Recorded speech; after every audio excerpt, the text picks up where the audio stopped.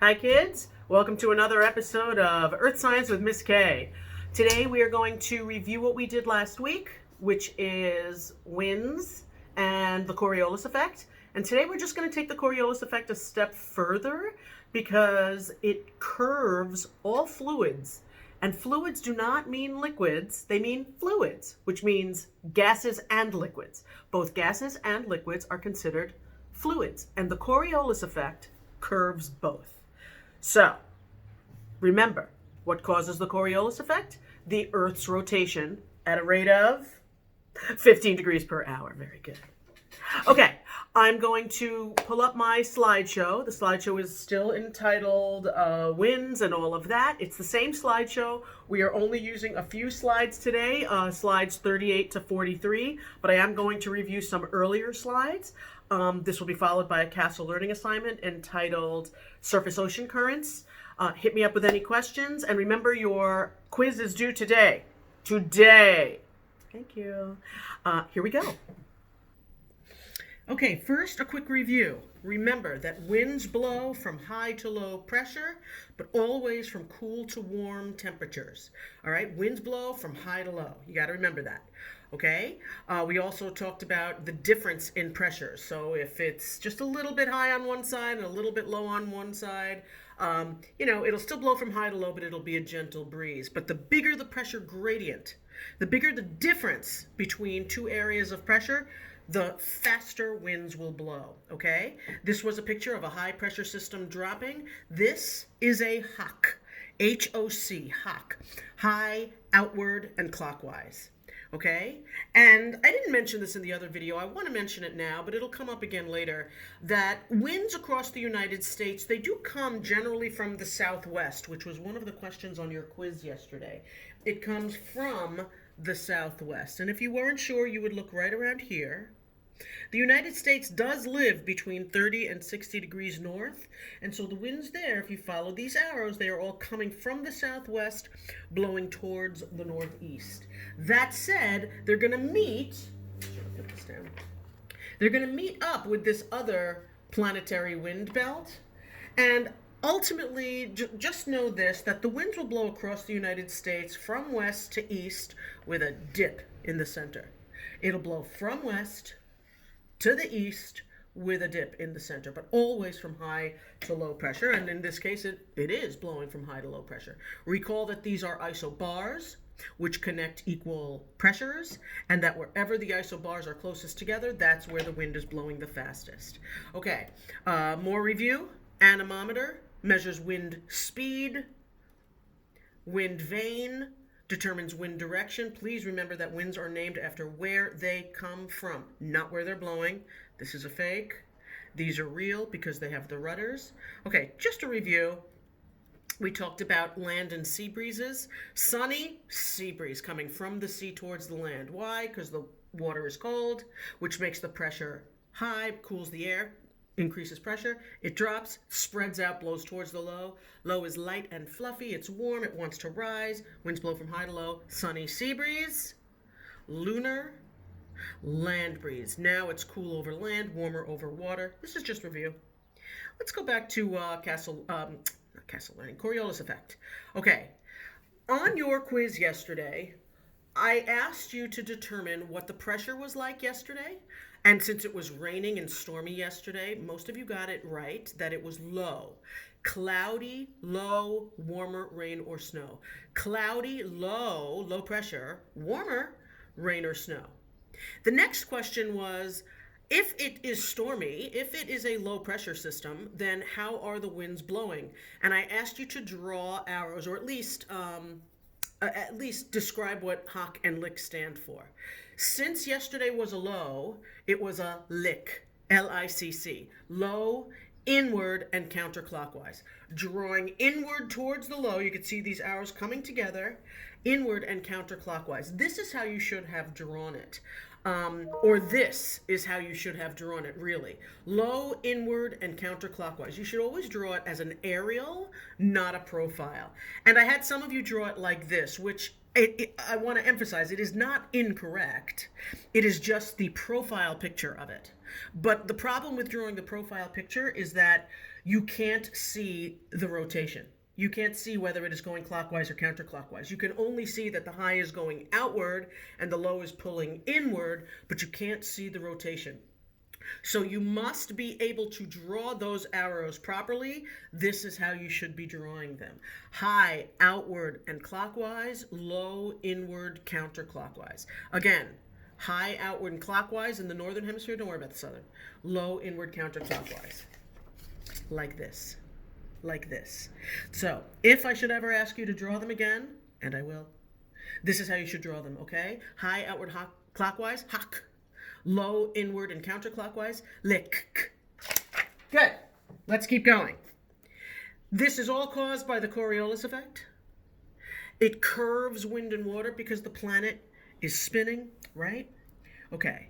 Today we're going to start something else. This was the last chart I showed you, the planetary winds and moisture belts. Just find your latitudes, find the arrows, determine where the winds are coming from. That's what's listed here.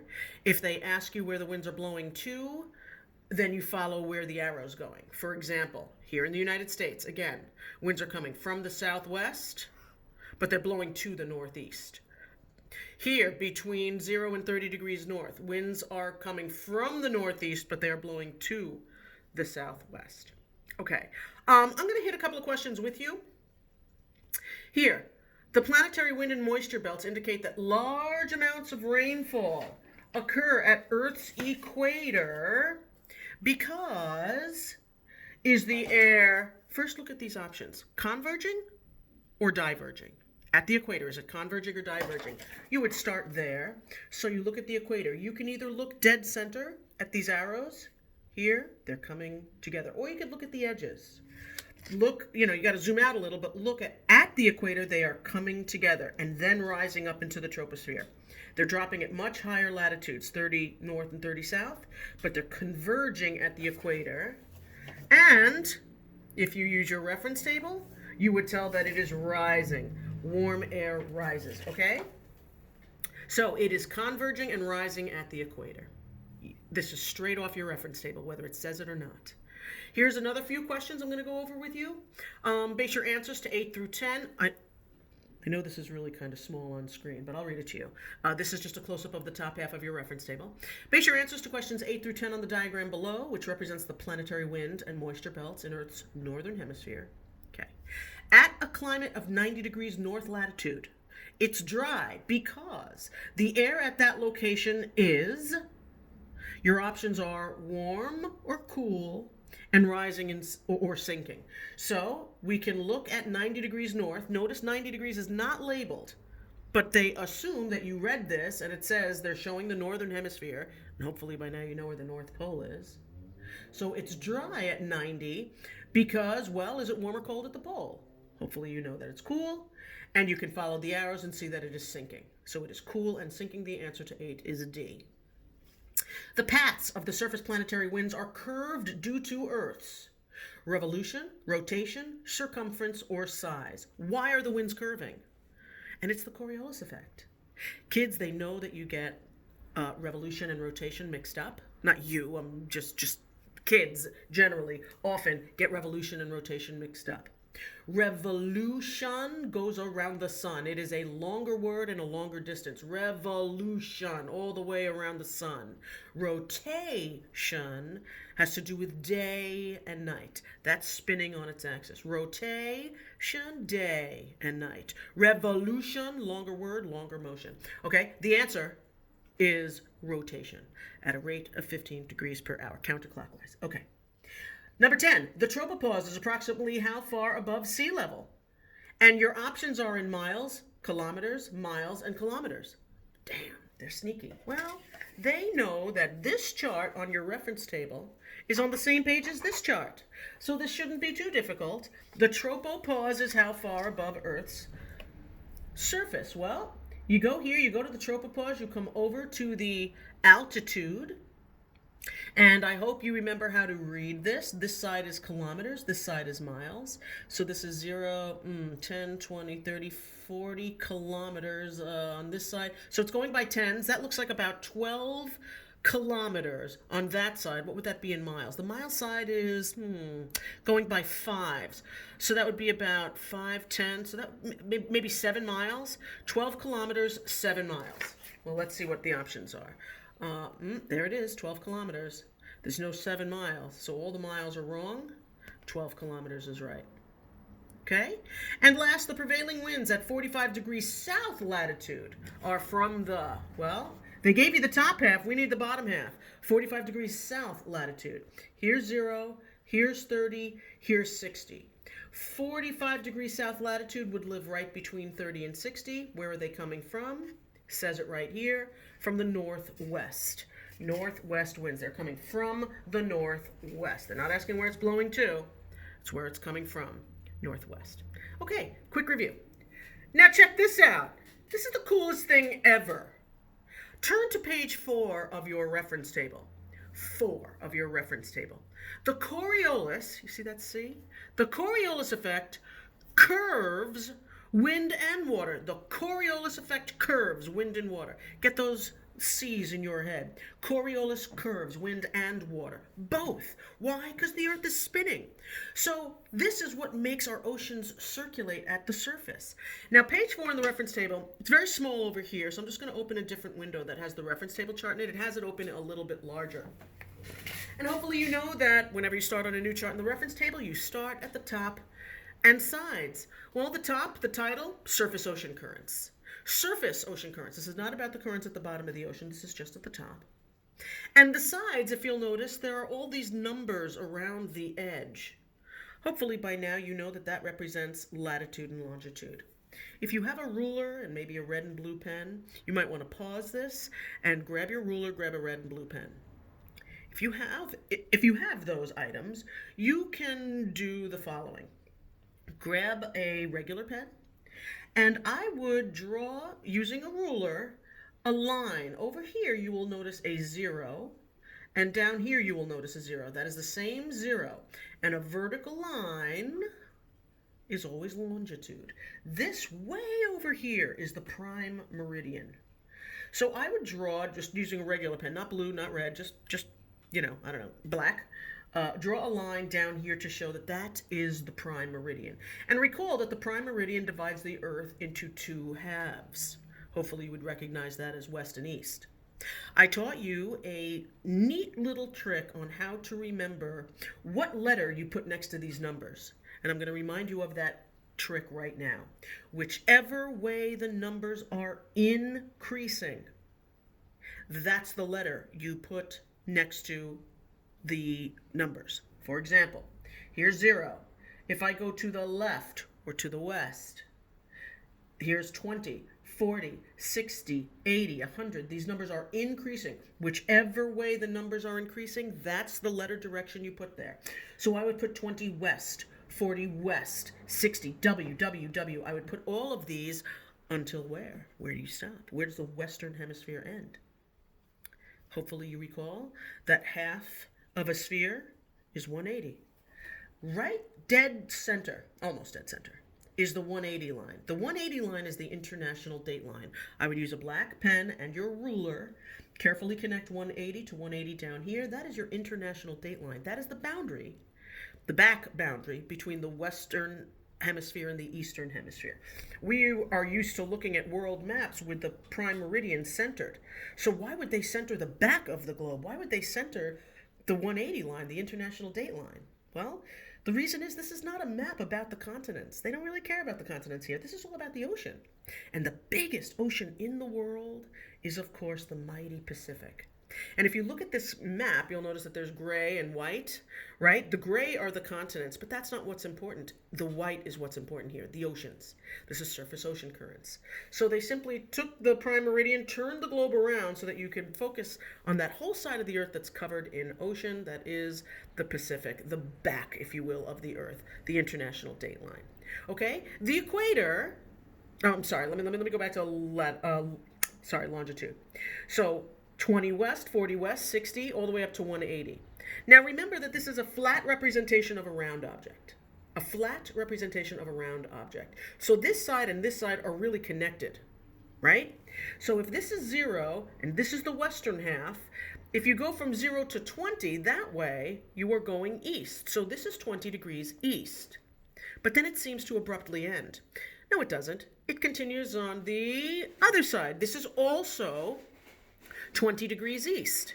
And so this 20 and that 20 are really the same. And then remember, whichever way the numbers are increasing, that is the letter direction you put there. So this is 20 east, 40 east, 60, 80, 100.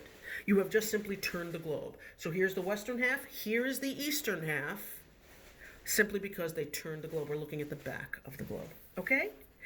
This page is going to be great for a lot of latitude, longitude questions. Here's why. They labeled the equator, and here's 0. Again, 20, 40, 60, 80, we're going this way. These should all have little norths next to them. 20, 40, 60, 80, we're going this way. These should all have little souths next to them. So you should now have all of your numbers labeled. If you need to pause it, but label these. This is the western half, this is the eastern half, this is the northern, this is the southern hemisphere. Good. What's great about this chart is not only is it numbered, but the very important latitude, flatitude lines are labeled over here. The important ones, the ones we've talked about. Here's the equator. 23.5 degrees north, Tropic of Cancer. 23.5 degrees south, Tropic of Capricorn. The Arctic and the Antarctic circles, 66.5 degrees north and south. They're labeled on this one. On the New York maps and the other world maps in your reference table, they are not labeled in this way. So if you ever get a latitude longitude question and you just kind of forget that stuff, this is the page that'll kind of help you. Even if it's not a surface ocean question, if you go to the surface ocean currents page, it might just, help you ring a bell with the latitude longitude. Okay? Now let's focus on the center. Now I'm going to scroll this down a bit because a map is worth nothing without its key. The key shows all these arrows in the center.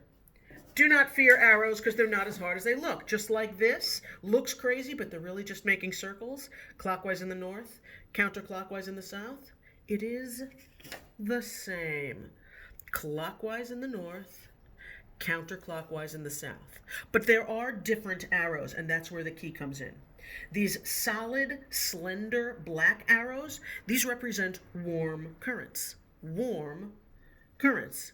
And the open white arrows represent cool currents, warm and cool. I bet using your amazing powers of observation and inference, you could determine where the warm ocean currents of the world might live and where the cool ocean currents of the world might live.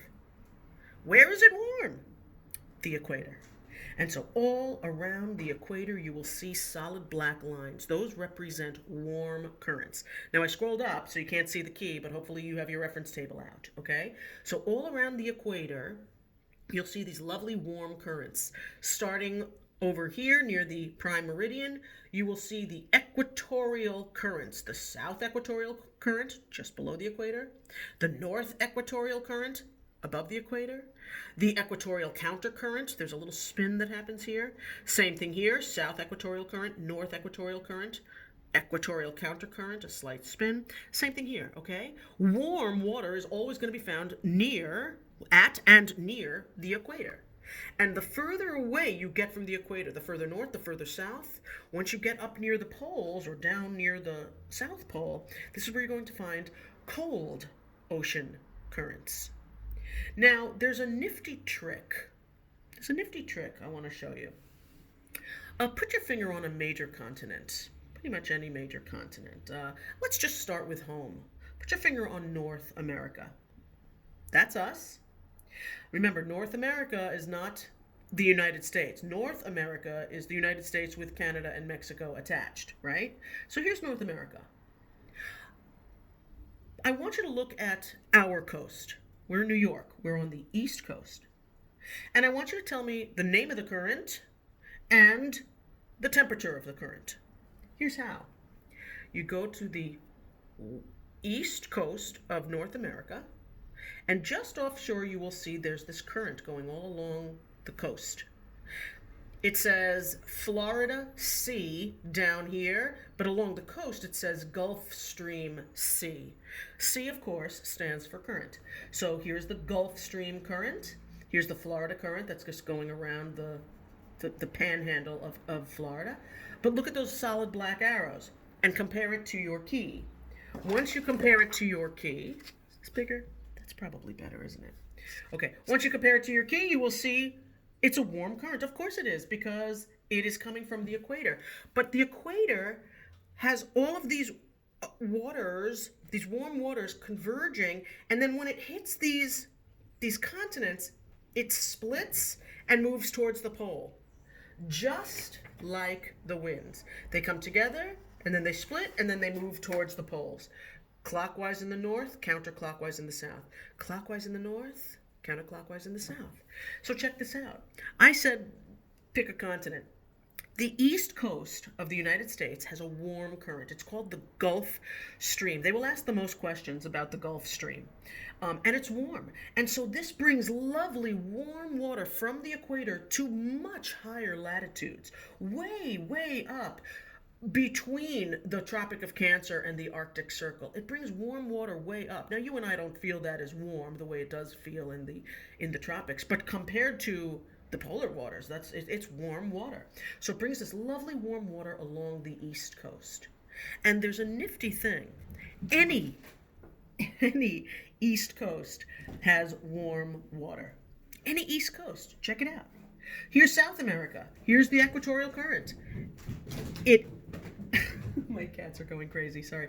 It hits the land, it branches out, and it becomes this beautiful warm current down here, the Brazil current, bringing warm water from the equator to much higher latitudes towards the poles. Here's another east coast.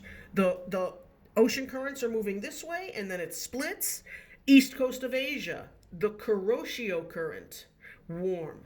East coast of Australia, the East Australian current, warm. Any east coast has warm water. It's so cool. Actually, it's so warm. Sorry. Put your finger on any west coast. Let's go to our west coast. Look at California. People are often surprised how cool California is, and especially when they go swimming in the water, they're surprised how cool the ocean is, how cold the ocean is. It's cold. People wear wetsuits. Why? Here's why. The equatorial current was warm. It went up along this east coast of Asia, and then it got up here, and it came into the Oyashio current and the Kamchatka current, which are open white arrows. These are cold currents. And when it met over here, now we're up in the North Pacific. We're not all the way up in the Arctic Ocean, but we're in the North Pacific. And although this is warm water, here's the North Pacific current is warm, it met up with some of these. And here's an Alaska current, and even though the Alaska current appears warm, you're up here now. And by the time it gets to California, the west coast of the United States and Canada, it's a cool current. Any west coast is a cool current. Check it out. Let's go to South America. East coast, warm Brazilian current. West coast, well, let's follow the whole circulation so we know why this west coast of South America is cold. The South Equatorial Current went this way. It hit land, it split. Some of it went north of the equator, some of it went south into this lovely warm East Australian current, which ended up down here with this very large, unimpeded Antarctic circumpolar current. Antarctic, near Antarctica, circumpolar, circles around the pole, current. This is the only current that goes all the way around the world. All the way around the world.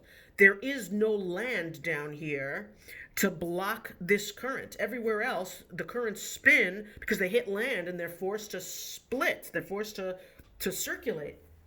The Antarctic circumpolar current is the only one that goes all the way around the world unimpeded. And it does that around Antarctica, basically. Right here at the southern tip of South America, there is this peninsula from Antarctica that sticks out.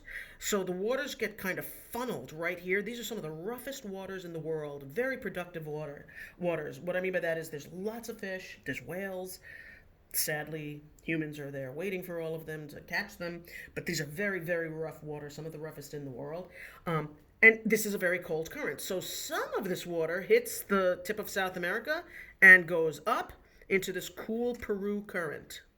Cold Peru current on the west coast, warm Brazilian current on the east coast. Cold California current on the west coast, warm Gulf Stream on the east coast. Warm on the east coast of Africa. Here's the east coast of Africa is way over here. Warm Agulhas current. Cool on the west coast. Benguela current. They split Africa. Be careful with that one. Okay? Do you get it? So typical questions they might ask have to do with, what current is at a certain latitude. For example, if I said what current lives at, I don't know, let's go with 40 degrees north, 40 degrees north, 40 degrees north, and 120 west. 40 degrees north is right around here. 120 west, well, that's east, that's west. 120 west. Here's 40 north, here's 120 west. 40 north, 120 west. California current. Yes? Let me show you some more pictures of what this looks like. Oops. I'm going to go back to the slideshow. Okay. Here's another diagram I found online. When I told you earlier to get some red and blue pens, in class I will often have you use colored pencils, and I would have you kind of go over some of these. So just really quickly, if you had a colored pencil, you could go over all of the solid black lines in red, because those are the warm currents. You could go over some of these open white arrows in blue. Those are the cool currents. You don't have to, but this helps you visualize it. Every east coast, warm. Every west coast, cool. This one's a little bit harder to see, but it also has it color coded. You could look at this on your on your time. You can open up the slideshow. Here's another one. Gulf Stream right along. When you jump into the water at Jones Beach, you're jumping into the Gulf Stream. And it is much warmer than it would have been had the Earth not been rotating. Much warmer, because these lovely currents circulate that heat from the equator towards the poles, and then circulate that cool back from the poles towards the equator. Warm going away from the equator, cool coming back to the equator. Warm away, cool back. All over the world. All over the world. Clockwise in the north, counterclockwise in the south. This is a very cool picture of the Gulf Stream. So let me show you what you're looking at. This right here is the Florida Panhandle. This is the Florida Panhandle. Here are the southern states of the East Coast. This little black line right here, that's a little place called Long Island. You might have heard of it. This is a color, like a thermal picture of the world's oceans, not the world's oceans, of the Gulf Stream, taken from NASA satellites. So down here you can see how very warm the Gulf of Mexico is. Here's Florida. This is the very warm Gulf Stream, and it's just circulating, bringing all this warmth to much higher latitudes, and it's going across over to Europe, bringing that nice warm water over. So this is our beautiful Gulf Stream. Now, there's a nifty little clip on YouTube. It's only 1 minute and 24 seconds. I was going to have you click on it. You can through the slideshow. I'll show it to you now because everybody loves Finding Nemo, right? Maybe you remember this scene in Finding Nemo.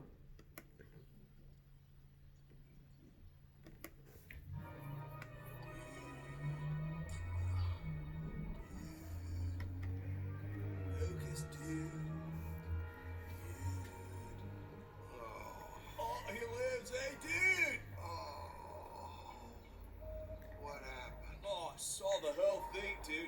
First you were all like, whoa, and then we were like, whoa, and then you were like, whoa. What are you talking about? You, Benny Man. Taking on the jellies. Serious thrill issues, dude. Oh, Awesome. oh, my stomach. Oh, man. Hey, no hurling on the shell, dude, okay? Just waxed it. So, Mr. Turtle. Oh, dude, Mr. Turtle is my father. Name's Crush. Crush? Really? Okay, Crush. Listen, I need to get to the East Australian Current. Hear that? See? The EAC. You're riding it, dude. Check it out.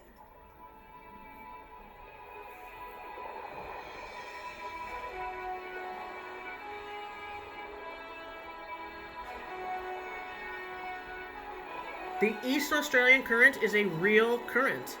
And if you grab your reference table, I wonder if you can find it and tell me whether it's warm or cool. The East Australian Current.